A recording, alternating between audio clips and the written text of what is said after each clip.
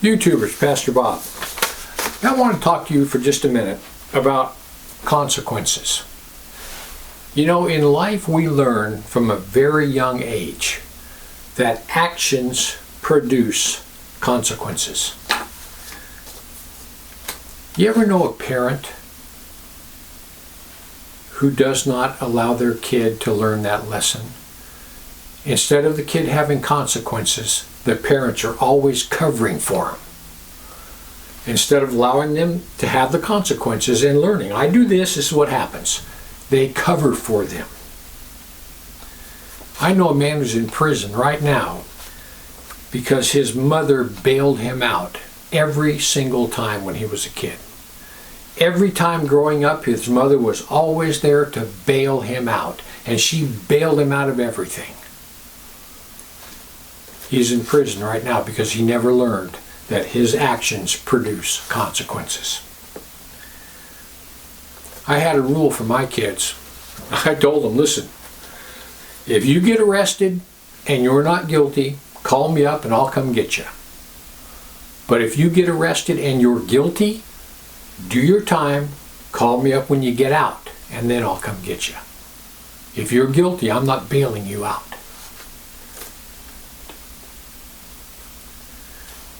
If you keep coming to the rescue of a friend or a relative, if you're constantly rescuing them, the Bible says you're going to have to do it more than once.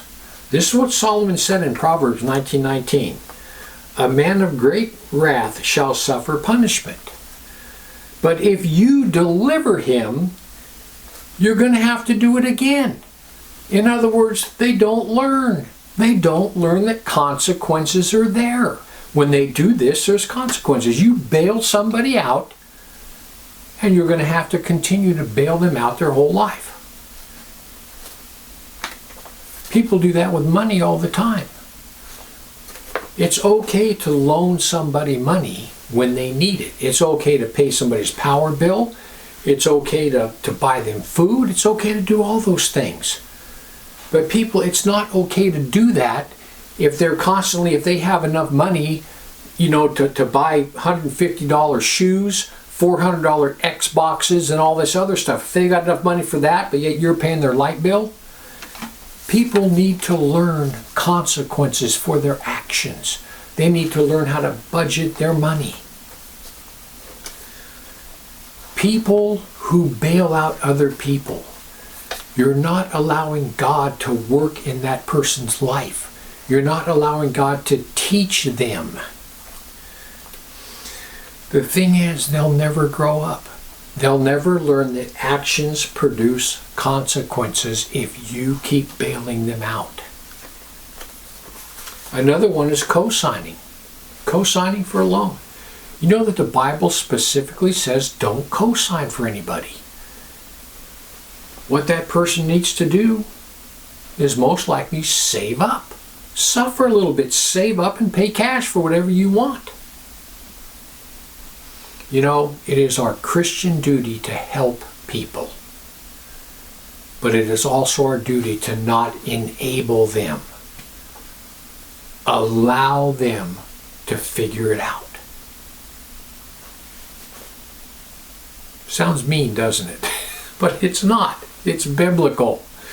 Anyway, I just want to give you something to think about. Heaven or hell, you choose. Just remember, once you take your last breath, it's a done deal.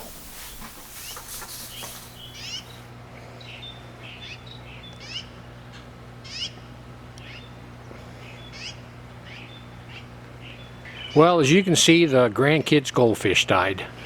It was quite devastating. We had quite the funeral, though. It was pretty elaborate. Needless to say, there wasn't a dry eye in the house. I mean, even Mr. Brody got all choked up.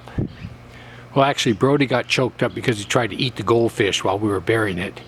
So we had to pry the goldfish out of Brody's mouth so we could continue on with the funeral. But anyway, it was quite the ordeal. You like goldfish, huh? They taste good? Were you trying to eat Mr. Goldfish? Okay, I know you didn't mean it.